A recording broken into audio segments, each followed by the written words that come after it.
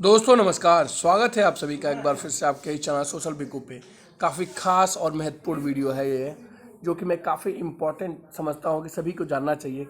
वजह ये है कि काफ़ी कमेंट्स और काफ़ी मैसेजेस मुझे प्राप्त हुए हैं, जो कि विभिन्न लोगों द्वारा जिसमें प्राप्त हुआ, जिसमें कि एक बार उसमें कहा गया, जो कमेंट्स प्राप्त हुए जिसमें कहा गया कि एक बार योग्यता कैलकुलेशन और जो है इसके फॉर्मूले के बारे में विस्तृत रूप में चर्चा की जाए। तो आज के इस खास वीडियो में हम जो है विस्तृत रूप में दोस्तों काफ़ी इंटरेस्टिंग ये चर्चा होने वाली है और काफ़ी विस्तृत रूप में मैं इसके बारे में जो है आप लोग को पूरी और सटीक इन्फॉर्मेशन दूंगा, क्योंकि काफ़ी कमेंट्स काफ़ी लंबे समय से मुझे प्राप्त हो रहे हैं कि ईपीएस 95 पूरे योजना के बारे में एक बार विस्तृत रूप में बताई जाए, पूरी बार जानकारी दी जाए और समस्या क्या आ रही है उसके बारे में भी मैं डिस्कस करूँगा।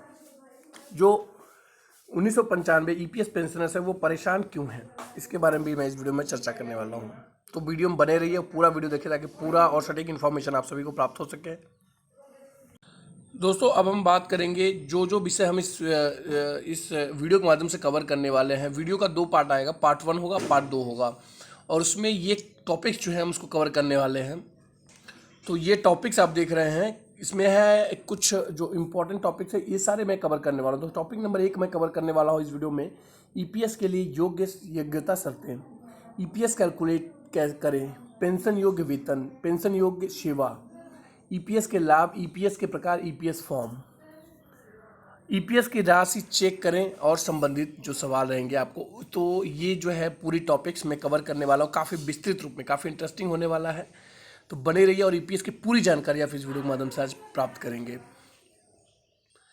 ईपीएफ पेंशन, जिसे तकनीकी रूप से कर्मचारी पेंशन योजना यानी ईपीएस के नाम से जाना जाता है, ईपीएफओ द्वारा प्रदान की जाने वाली एक सामाजिक सुरक्षा योजना है। यह योजना संगठित क्षेत्र में काम करने वाले कर्मचारियों को 58 वर्ष की आयु में रिटायरमेंट के बाद पेंशन के लिए प्रावधान प्रदान करती है। हालांकि योजना के लाभ तभी उठाए जा सकते हैं जब कर्मचारी कम से कम 10 वर्ष के लिए सेवा प्रदान की है। जरूरी नहीं कि यह सेवा निरंतर हो। ईपीएस को वर्ष 1995 में शुरू किया गया था, जिसमें मौजूदा और नए ईपीएफ सदस्यों को योजना में शामिल करने की अनुमति दी गई थी। योग्यता की शर्तों की बात की जाए तो कर्मचारी पेंशन योजना यानी ईपीएस के तहत लाभ प्राप्त करने के लिए किसी भी व्यक्ति को निम्नलिखित शर्तों का पूरा होना करना पड़ता है। उसमें पहली शर्त है वह ईपीएफओ का सदस्य होना चाहिए, उसने 10 वर्ष का सेवा कार्यकाल पूरा कर लिया हो, वह 58 साल की उम्र का हो, वह 50 वर्ष की आयु होने पर कम दर पर अपना ईपीएस निकाल भी सकता है, वह 2 साल यानी 60 साल की आयु तक के लिए अपनी पेंशन को स्थगित कर सकता है, जिसके बाद उसे हर साल 4% की अतिरिक्त पेंशन दर से पेंशन मिलेगी। बात आती है कि ईपीएस के तहत अपनी पेंशन कैलकुलेट कैसे करें। पीएफ में पेंशन राशि सदस्य के पेंशन योग्य वेतन और पेंशन योग्य सेवा पर निर्भर करती है। सदस्य की मासिक पेंशन राशि की कैलकुलेशन निम्न सूत्रों के द्वारा की जाती है। अब एक अगर सदस्य है तो उसका मासिक पेंशन होगा पेंशन योग्य वेतन, यानी जो वेतन रहा है, पेंशन योग्य सेवा, और उन सभी को डिवाइड करना है आपको 70 से। यानी यह जो फॉर्मूला है यह कुछ इस प्रकार है, यहाँ पर हम वेतन कर लेते हैं और यहाँ पर हम इसकी सेवा कर लेते हैं और ये डिवाइड कर लेते हैं 70 से। तो ये जो फॉर्मूला है इसके हिसाब से जो है ये मासिक प्रति मंथ का जो पेंशन है ये निकल के आता है। फॉर्मूला काफ़ी इजी है, अगर आप चाहें तो उसको घर पे भी ट्राई कर सकते हैं, अपना पेंशन कैलकुलेट कर सकते हैं इस फॉर्मूले के माध्यम से। दोस्तों फॉर्मूले में आपने देखना पेंशन योग्य वेतन। अब इसके बारे में चर्चा करेंगे कि आखिर पेंशन योग्य वेतन है क्या। तो पेंशन योग्य वेतन कर्मचारी की पेंशन योजना में आने से पहले पिछले 12 महीनों की मासिक वेतन का औसत। अगर हम 12 महीने की बात करते हैं तो यानी जब यह अगर किसी व्यक्ति की रिटायरमेंट जैसे होने वाली है 1 जनवरी सन 2020 में, तो उसका जो कैलकुलेशन हम लेंगे, अगर 1 जनवरी 2020 में उसकी रिटायरमेंट होने वाली है तो जो उसका कैलकुलेशन बनेगा वह बनेगा 1 जनवरी 2019 से लेके जनवरी 2020 तक के बीच का जो टोटल 12 मंथ है, यानी 1 जनवरी 2020 से लेके वह 1 जनवरी 2019 से लेके वह दिसंबर 2019 तक कितना पेंशन प्राप्त किया उन सभी का जो है औसत निकाला जाता है कि उसने 12 महीने में कितना पेंशन प्राप्त किया, कितना तनख्वाह प्राप्त किया है। उस तनखे का हम औसत लेते हैं और उस औसत से हम उसे इसे नाम देते हैं पेंशन योग्य वेतन। अब यदि रोजगार के अंतिम 12 महीनों में गैर योगदान अवधि है तो महीने में गैर योगदान दिनों को गिना नहीं लिया जाएगा और इन दिनों का लाभ कर्मचारी को दिया जाएगा। मान लीजिए कि अगर कोई व्यक्ति है महीने के 3 तारीख से नौकरी शुरू करता है तो उसके 28 दिनों का वेतन प्रत्येक दिन के अनुसार है तो विभाजित किया जाएगा, फिर महीने के कुल मासिक औसत से गणना करना, यानी 30 गुणा कर दिया जाएगा। यानी कहने का तात्पर्य यह है, अगर 12 महीने का कोई व्यक्ति है और वह किसी का किसी महीने में 1 या 2 दिन का तनख्वाह कट गया है तो उसे कैलकुलेट नहीं किया जाएगा, उसे सिर्फ उसके पूरे 30 दिन का जो तनख्वाह बनता है उसके हिसाब से कैलकुलेट किया जाएगा। ना कि अगर किसी व्यक्ति की किसी मंथ में जो तनख्वाह मिली है वो सिर्फ 28 दिन की 27 दिन की मिली है, उस हिसाब से किया जाएगा।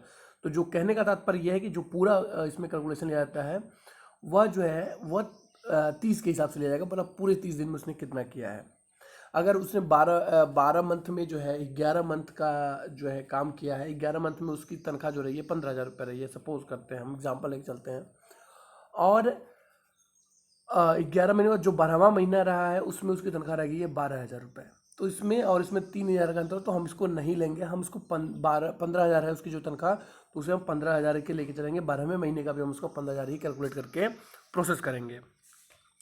अगर व्यक्ति का मासिक वेतन 15,000 रुपये है तो 28 दिनों के लिए उस व्यक्ति का वेतन जो है 14,000 रुपये होगा और 2 दिनों के लिए प्रति व्यक्ति 500 रुपये हिसाब से कम होगा। हालांकि ईपीएस में माना जाने वाले मासिक वेतन 30 दिनों के हिसाब से है, यानी कि यही बात हमने आपको बताया कि 15,000 रुपये उसका तनख्वाह रहेगा, भले ही वो 14,000 रुपये क्यों ना उसको तनख्वाह प्राप्त हुई हो। अधिकतम पेंशन योग्य हर महीने 15,000 रुपये तक सीमित है। चूंकि हर महीने नियोक्ता यानी जो कंपनी है, कंपनी के कर्मचारी के ईपीएस खाते में उसके वेतन का 8.33% जो है योगदान देता है, तो हर महीने कर्मचारी का ईपीएस खाते में भी जमा राशि होती है। अगर मैं आपको वो भी दिखाऊंगा कि अगर आप जाके अपने यूनिफाइड पोर्टल पे यानी जो ईपीएफओ की पोर्टल है उसमें आप देखेंगे कि कहाँ पर वो पेंशन की स्कीम है, आपका महीने का कितना पेंशन जा रहा है, आपने अगर स्टार्ट कर दिया है नौकरी तो कितना आपका ईपीएस में पेंशन जा रहा है, उस जो पासबुक निकल के आता है उसमें भी आपको दिखाऊंगा, उसमें भी आप ये चीज़ देख सकते हैं। फॉर्मूले में जो दूसरी महत्वपूर्ण बात थी वह थी कि पेंशन योग्य सेवा क्या है। तो अब पेंशन योग्य सेवा की बात करते हैं तो सदस्य की वास्तविक सेवा अवधि ही पेंशन योग्य सेवा के रूप में मानी जाती है, यानी जो वास्तविक सेवा अवधि है वही जो है उसकी पेंशन योग्य सेवा है। पेंशन योग्य सेवा अवधि की गणना के समय विभिन्न नियोक्ताओं यानी कंपनियों के लिए की गई सेवा की अवधि जोड़ी जाती है। कर्मचारी को ईपीएस स्कीम सर्टिफिकेट हासिल करना और हर बार नौकरी बदलने पर उसे यह प्रमाण पत्र नए नियोक्ता कंपनी के पास जमा करना आवश्यक होता है। ध्यान रहे कि कर्मचारी को 20 साल की सेवा पूरी करने के बाद 2 साल का बोनस भी प्राप्त होता है। यदि सदस्य अपने ईपीएस फंड को 10 साल की सेवा अवधि पूरी करने से पहले या किसी अन्य कंपनी में शामिल होने पर निकाल लेता है तो उसे ईपीएस खाते में योगदान के लिए नए सिरे से शुरुआत करनी होगी और सेवा अवधि भी शून्य निर्धारित की जाएगी। यहाँ पर समझने वाली बात है कि यदि सदस्य ईपीएस फंड को 10 साल की सेवा अवधि पूरी कर लेता है, उसके बाद उसमें जितनी भी जमा राशि थी उसने सब कुछ निकाल दिया और ईपीएस खाते का जो है पूरी तरह से उसको ज़ीरो कर दिया, यानी कि अब अगर उसकी जो गणना की जाएगी, चूँकि सारा जो उसमें अमाउंट था ईपीएस के अकाउंट में, जो पेंशन के अकाउंट में जो भी कुछ उस पर उसके पास जो चार्जेस थे यानी जो भी अमाउंट उसमें जमा था वो ज़ीरो हो गया, तो उसकी इस केस में क्या होगा कि उसकी जो अवधि रहेगी उसे भी शून्य ही मानी जाएगी कि उसने नहीं किया है कुछ भी काम, क्योंकि उसने पूरा पैसा जो था उसे विड्रॉल कर लिया। बात करेंगे पेंशन योग्य सेवा अवधि 6 महीने के आधार पर गिनी जाती है, अर्थात न्यूनतम पेंशन योग्य सेवा 6 महीने अवधि 6 महीने है।